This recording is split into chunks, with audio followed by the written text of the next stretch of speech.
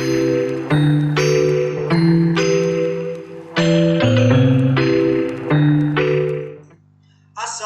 warahmatullahi wabarakatuh.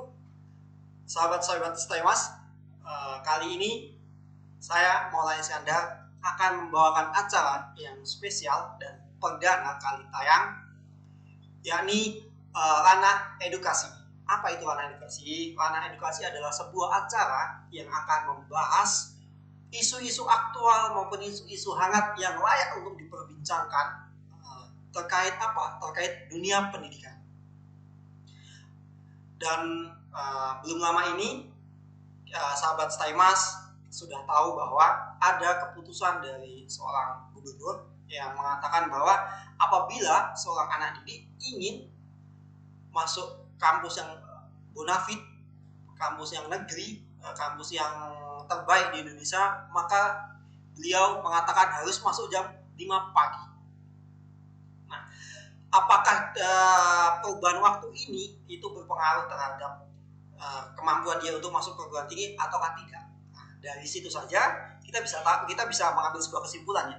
Oh, bisa jadi kalau saya atau kalau anak-anak kita ingin masuk perguruan tinggi maka harus masuk sekolah jam 5 pagi. Itu untuk level di Indonesia. Nah, apabila kita atau anak-anak kita ingin masuk perguruan tinggi yang levelnya dunia, semisal Harvard, Oxford University atau MIT, maka harus masuk jam 3 pagi. Nah, saya rasa ini bisa saja benar, tapi juga harus dibuktikan dengan penelitian-penelitian yang ada. Apakah masuk itu berpengaruh terhadap kemampuan siswa dalam mengerjakan soal-soal. Oke, itu terkait isu yang sedang hangat diperbincangkan oleh warganet maupun warga yang tidak mengakses internet. Nah, telah hadir bersama saya Ibu Eka Yuni Purwanti dan saya di sini selaku host yang akan menemani sahabat Stay Mas dalam membicarakan isu aktual dunia pendidikan. Sahabat Stay Mas mungkin tidak asing atau tidak lupa dengan tokoh pendidikan yang ada di Indonesia, yakni yang mempunyai 3 tri pusat pendidikan. Itu siapakah dia? Yakni Ki Hajar Dewantoro.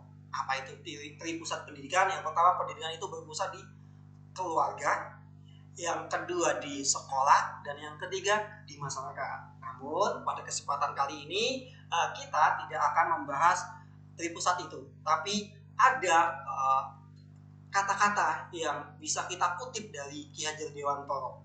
Ini kata-kata yang sangat-sangat istimewa dan penuh makna mendalam. Bisa kita kaji lebih dalam nanti dalam perbincangan yang hari ini, yakni guru ngabei. Nah, guru ngabei itu apa? Nah, langsung kita tanyakan ke Ibu Eka Yuni Purwanti. Ya, selamat datang di acara kami di Ranah Edukasi tentunya, yang mana tadi sudah disampaikan. Ini saya manggilnya Mas Maulana atau Bapak ya ini nanti? Mas aja. Karena ini kebetulan belum menikah ya. Berarti kita biar lebih enak kita panggilnya Mas aja ya. Ya, ini kenapa kok saya mengatakan kalau guru ngabei? Nah, kita lihat aja ini di masyarakat kita ya, Mas ya. Ini kan kalau guru itu dituntut tidak hanya di sekolah, tidak hanya di keluarganya, dan tidak hanya di masyarakat. Jadi ngabei itu ya seluruhnya. Ya ada nanti pendidikan di sekolah, ada pendidikan di di keluarga, dan ada pendidikan di lingkungan gitu. Nah, untuk kompetensi dasar yang harus dimiliki guru itu ada 4 ya Mas ya. Iya. Yang pertama ada kompetensi pedagogik, ya benar. Untuk yang kedua ada kompetensi profesional, dan yang ketiga ada kompetensi kepribadian, yang keempat adalah kompetensi sosial. Yang mana nanti kita akan ngabei itu tadi ya. Jadi guru ngabei itu ya dibutuhkan di mana-mana. Kalau dibahasakan di dalam bahasa Indonesia tidak ketemu ya Mas, ngabei itu bahasa Indonesia apa coba? Apa ya?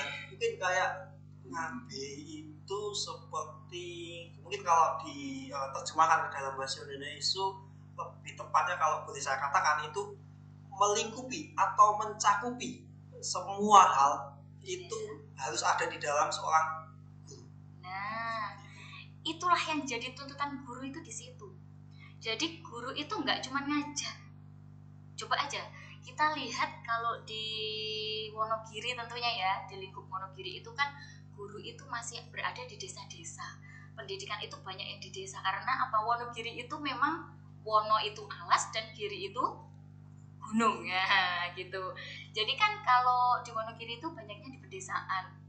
Ya walaupun ada yang kota, perkotaan, tapi kan masih banyak yang di pelosok desa gitu. Nah itu kalau guru itu ya yang pertama pagi ya dituntut untuk ngajar di sekolah pastinya. Nah di sekolah itu ngapain aja di sana? Mendidik peserta didik. Ya itu menjadi guru yang asli itu yang pertama di sekolahnya itu.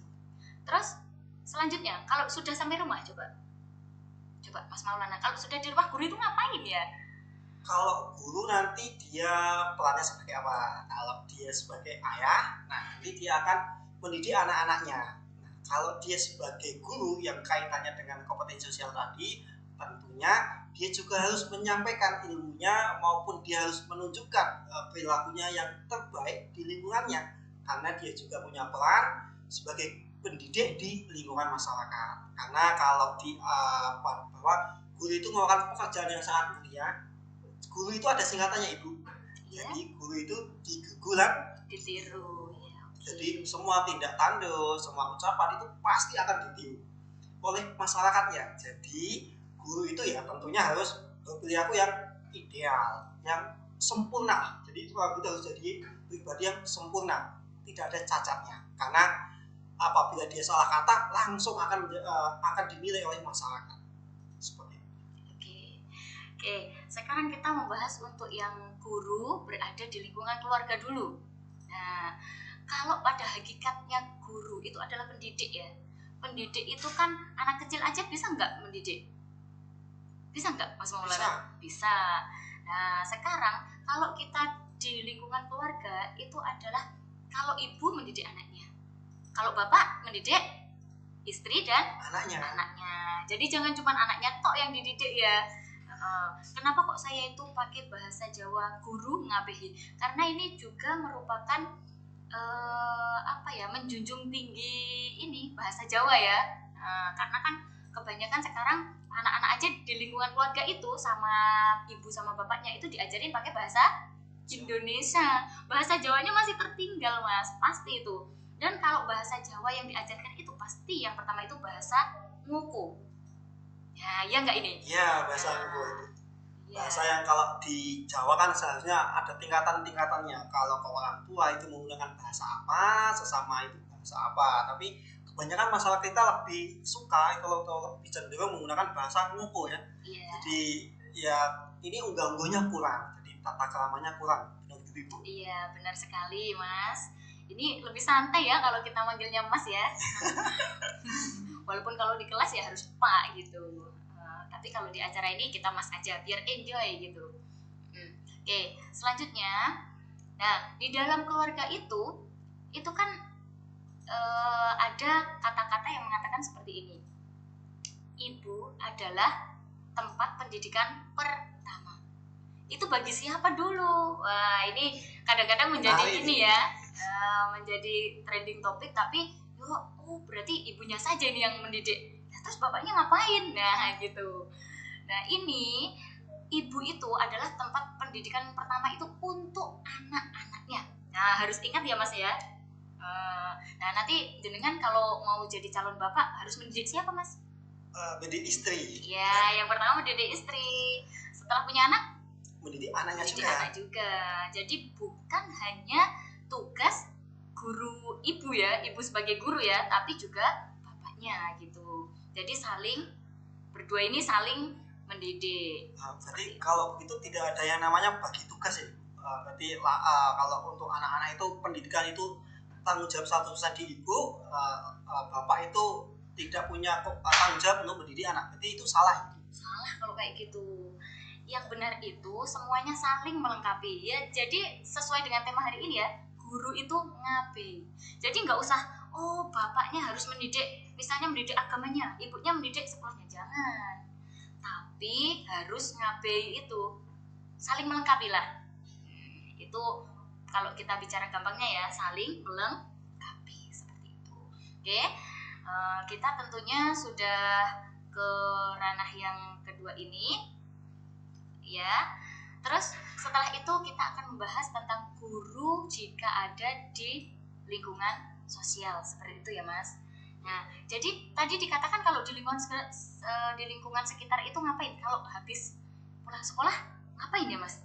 Kalau Guru. pulang sekolah itu guru itu biasanya itu setelah pulang nanti istirahat tidur siang, kemudian sore itu aktivitasnya biasanya mungkin bisa ke masjid, bisa ikut kumpul warga. Nah, di sana tuh peran apa sih yang bisa dimainkan oleh seorang guru ketika dia misalnya di waktu sore hari atau ketika dia di masjid? Apakah di sana ada peran seorang guru dan perannya itu seperti apa? Atau hanya dia hanya sebagai seorang muslim yang harus sholat di masjid, ataukah ada peran lain yang harus dijalankan oleh seorang guru? Kembali lagi ya, kita kan tadi sudah bicara tentang guru ngabei, terutama ini guru pendidikan agama Islam Mas. Kalau guru pendidikan agama Islam itu yang ngabei seluruhnya ya, entah itu di masjid, entah itu di RT, entah itu di lingkungan sekitar, itu semuanya harus terjun langsung gitu. Nah, misalnya guru itu sampai di rumah tadi katanya tidur dulu ya. Iya, kalau pulangnya sebelum jam 12. Sekarang isunya jam berapa ini pulangnya nih? Pulangnya bisa sampai jam 4. Nah, jam 2 sampai jam 4 ya. Nah, itu sudah ketentuan yang berlaku. Jam 2, ada yang jam 4. Kalau SD itu misalnya jam 2, berarti kalau di atasnya Sampai jam 4. Nah, jam 4 itu. Lah, apa kita bisa tidur dulu ini? Sepertinya tidak itu kalau Iya, tidak ada waktu istirahat untuk guru kecuali malam. Itu yang benar, iya. Karena apa? Dan malam itu aja juga istirahatnya itu cuman tidur. Nah, gitu. Nah, kita tahu kalau di masyarakat itu yang dibutuhkan apa sih? Ya kita lihat masyarakatnya di mana dulu. Ini cerita fenomena aja ya Mas. ya. Fenomena itu kalau di desa, karena saya ini nyorotnya di desa aja ya. Di desa itu biasanya kalau guru pendidikan agama Islam atau guru PAI itu juga bisa menjadi ustadz ternyata. Nah, iya nggak? Jadi harus bisa ceramah ya Bu. Nah, Seorang guru itu berarti nggak hanya bisa ngajar di sekolahan, tapi Iya. juga harus bisa ceramah di luar sekolah, di masyarakat tempatnya. Iya, itu kalau ada majelis taklim itu berarti ceramah di masyarakat seperti itu. Tapi tentunya juga ngajari ngaji. Nah, Jadi guru TPQ Bu. Iya, guru TPQ, guru madrasah diniyah, ada juga yang guru pondok pesantren itu. Jadi setelah pulang sekolah formal ini, nah terus kita terjun ke masyarakat, yaitu mulai ngaji TPQ, ngaji madrasah diniyah, terus ngaji di pondok pesantren, nah seperti itu. Dan juga ada juga yang les privat. Nah, ada les juga. Iya, kalau guru itu harus serba bisa ya. Biasa berarti gitu. berat sekali ya tugas seorang guru itu. Iya. Kalau saya boleh katakan berat ya. Iya, sebenarnya berat, tapi kan kita melakukan dengan Ikhlas. Kuncinya cuma satu, ikhlas. Ikhlas itu kalau sudah ditancapkan dalam hati ya, ini sudah apa ya? Enak lah jalannya. Nggak ada beban, nggak ada pikiran yang macam-macam. Ya udah, intinya kita mengamalkan ilmu yang sudah kita dapat. Kita sekolah tinggi-tinggi tapi cuman kerja jadi apa ya, kerja di mana yang tidak bisa mengamalkan ilmu, nah itu yang tentunya bikin susah. Kata pepatah Arab itu ya Bu, as-sajaru itu bila samarin. Jadi pohon itu kalau tidak berbuah, yang mana ini? nah saya agak ingat quote Arab itu yang mengatakan bahwa orang yang berilmu tidak mengamalkan ilmunya itu seperti pohon yang tidak berbuah. Al ilmu bila amalin, kasyajari bila samarin. Ya, tadi itu hanya ngetes aja. Ini bisa-bisanya ya ini Mas Maulana ngetes ini. Ya, yang pasti kompetensi-kompetensi yang ada di dalam guru sendiri itu juga harus diasah gitu. Nggak cuman kompetensi pedagogiknya yang oke, tapi kompetensi sosialnya kurang oke. Misalnya, ada nggak sih guru yang memang itu pinter di sekolahnya, pinter IT, pinter ngajarnya, pinter menggunakan metode-metode pembelajaran yang update kayak gitu, tapi di rumah suruh ceramah nggak berani, suruh ngaji nggak mau. Itu ada nggak sih? Ada, banyak sekali Bu saya temui di lapangan ya. Misalkan bahwa mungkin ada yang mengatakan bahwa guru itu introvert, ada yang guru extrovert. Padahal kompetensi tadi mensyaratkan guru itu udah harus, meskipun dia introvert ya, dia harus terjun di masyarakat. Ya, sebagai guru yang ngabehi ini, ya tentunya kita harus sejalan ya. Ya 4 kompetensi tadi. Yang pertama kompetensi pedagogik, masuk di sekolah kan ya tentunya. Terus yang kedua profesional. Profesional itu bisa digunakan di sekolah maupun di manapun dia berada. Jadi guru itu di mana-mana ya harus profesional gitu. Gak cuma di sekolah. Terus selanjutnya ada kompetensi kepribadian. Berarti mempunyai akhlak mulia. Karena ada pepatah mengatakan apa itu? Guru kencing berdiri, kencing berlari. Nah, itu memang benar. Kalau gurunya saja itu nggak bisa digugu dan ditiru, apalagi nanti jadinya murid-muridnya itu. Nah, kalau kita mau mengajarkan A, berarti kita harus sesuaikan, kita harus bisa A. Kalau kita mau ngajari B, berarti harus sesuai, kita bisa B.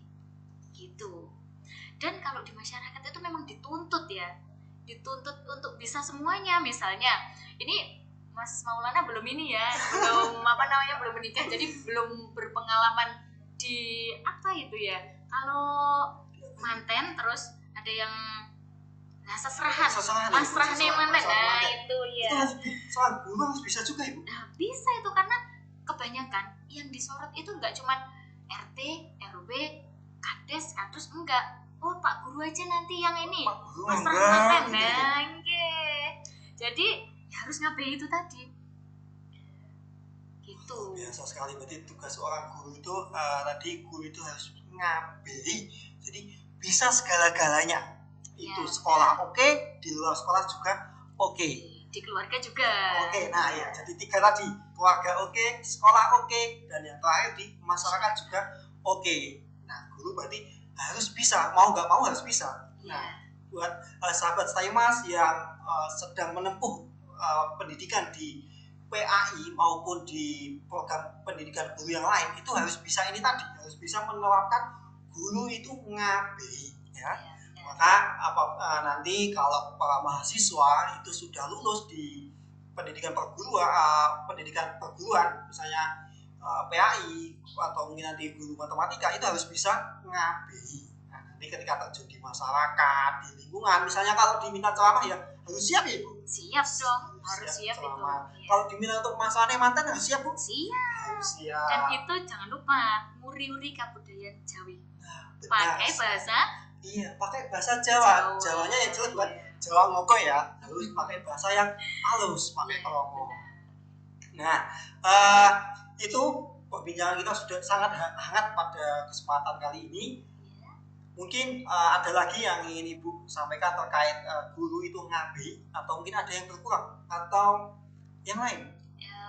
Pesan saya satu saja, untuk dari acara yang nantinya akan tayang setiap 2 minggu sekali ini, nanti monggo para guru, para pendidik yang bersedia atau yang kerso untuk rawuh ke Staymas mengisi acara ini, kita persilahkan tentunya ya Mas. Dan nanti tetap dibersamai dengan PAI ya, dengan prodi pendidikan agama Islam. Jadi nanti ada misalnya Pak Guru dari SMP mana atau SMA mana, atau dari TK atau dari PAUD, monggo silahkan yang mau berbagi ilmunya ya. Tentunya ini tadi ya sharing-sharing lah, sekedar sharing pengalaman atau fenomena yang ada di tempatnya boleh.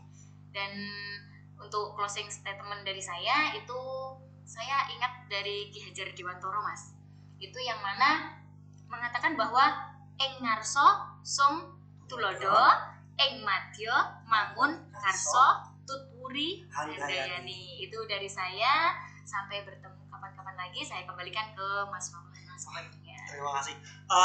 Hari ini sahabat Staymas dan saya sendiri ini mendapatkan ilmu yang luar biasa, bahwa uh, guru itu harus bisa ngabehi, harus bisa segala sesuatunya. Jadi tidak ada permisi atau excuse untuk misalnya, aduh saya tidak bisa ini, saya tidak bisa itu, tidak bisa. Guru itu harus bisa segalanya. Saya ulangi lagi bahwa tadi guru itu harus oke di keluarga, guru itu harus oke di sekolah, dan guru itu harus oke di masyarakat. Mungkin itu acara pada kesempatan kali ini. Jangan lewatkan acara Ranah Edukasi yang akan selalu hadir menemani sahabat Stay Mas yang akan membahas isu-isu aktual dunia pendidikan. Terima kasih Ibu Eka atas waktu dan ilmunya yang telah dibagikan kepada kita dan sahabat Stay Mas pada kesempatan kali ini. Apabila ada salah kata, salah ucap, saya mohon maaf yang sebesar-besarnya. Wassalamualaikum warahmatullahi wabarakatuh.